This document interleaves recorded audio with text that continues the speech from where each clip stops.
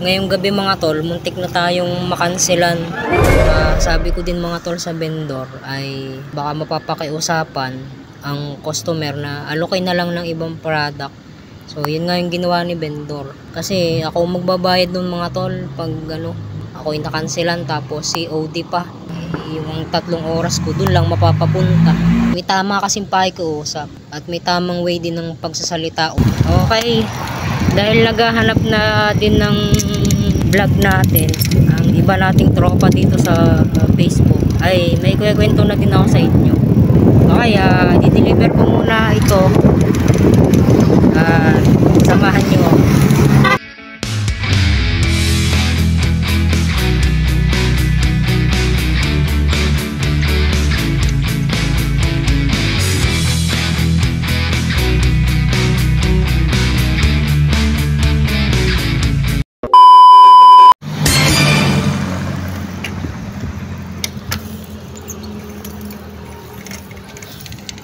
Okay, mapagpalang gabi mga tol. Last nating deliver ay sa may RC Road. Ngayon nandito ako sa may P. Herrera Street. Paahon tayo, paakyat tayo. Isa sa dahilan talaga mga tol kung bakit gusto kong magkamotor ay dahil ang inaahon ko may karne kataas. Kita nyo,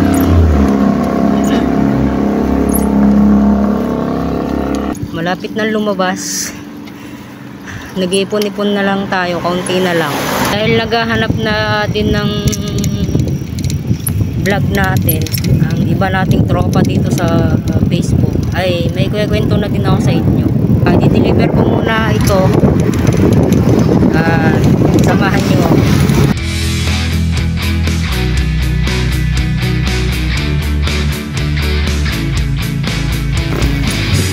Dito lang ang dala nito sa banda rito.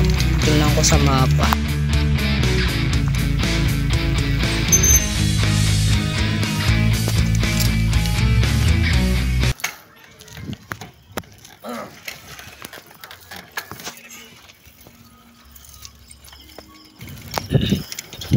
Okay mga tol, hatid ko na at ngayon maghahanap naman ako ng makakainan.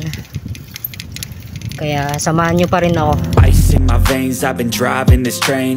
Years in this lane, there's no stopping this flame. Cause I came to the game and I changed it to... Ngayon, kakatapos ko lang kumain at magre-remit muna. Nais ko lang ikwento mga tol yung nangyari ngayong maghapon.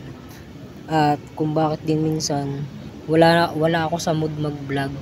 Minsan kasi pag ako'y pagod na mga tol, diretsong uwi na, diretsong tulog, tapos kinabukasan na maglalaban ng ng uniform. Ngayong gabi mga tol, muntik na tayong makanselan. Pero ayun, biyaya naman ng Lord ay hindi. Tsaka sabi ko din mga tol sa vendor ay baka mapapakiusapan ang customer na alokay na lang ng ibang product. So yun nga yung ginawa ni vendor. Kasi ako magbabayad nun mga tol pag ako yung nakanselan tapos COD pa. Yung 3 oras ko dun lang mapapapunta. Ayun mga tol, biyaya naman ni Lord napakiusapan. Ayun, tamang pakiusap lang talaga mga tol. Madadala naman sa pakiusap basta pakumbaba lang. Kanina mga tol ay nasita din tayo. Ako pala. Pagpasok ko ng mall, may mall dito sa bayan, may mall din doon. Hindi ko nababanggitin kung anong mall yon. So lahat naman ng mall na napapasukan kung ako nakagarne, nakakapasok naman ako. Meron nga lang mall dito na matagal lang nakakapasok, ngayon lang ako nasita. So nasita tayo dahil may garne tayo sa ating ulo. Hindi ko daw tinatanggal. Kaya naman ako nakagarne dahil pawisin mga tulang aking noo. Pag ako napasok ng mall, pag nasa labas, nakataklob yan. Pagpapasok ako ng mall, tinatanggal ko yan para kita yung aking muka. Siguro pinagbabawal lang na bawal yung ganyan sa loob ng mall. Hindi ko lang nagustuhan yung sinabi. May tama kasing pakikiusap at may tamang way din ng pagsasalita o paninita.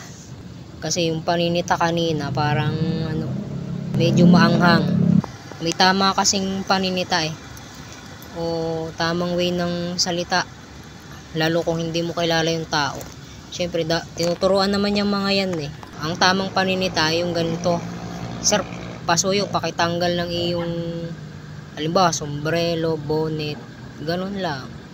Ganun lang yung tamang paninita, hindi yung hindi maganda yung sasabihin mong, tatawagin mo yung tao ng hoy, tapos sasabihin mong lagi lang kitang tinitingnan. Hindi tama yung gayon, lalo di mo kilala yung tao. May tamang way, tamang salita, tamang pakikiusap. Ganun kasi ang mga Batanggin, yung mga tol. Kahit hindi sila galit, balagbag ang salita. Depende na rin mga tol sa tao kung kaya nilang ganunin. Dito talaga mga tol sa mundo ay may makakasalamuha tayo na toxic na tao, pero hindi naman lahat. Siguro yung mga gayon may mga pinagdadaanan siguro. Pag mainit naman ang ulo mo, masasagot mo Isa pa rin ay na-advise ng Biblia patungkol dito mga tol. Santiago 1:19, dahan-dahan sa pagsasalita at huwag agad magagalit. Yun lang, and peace out. God bless.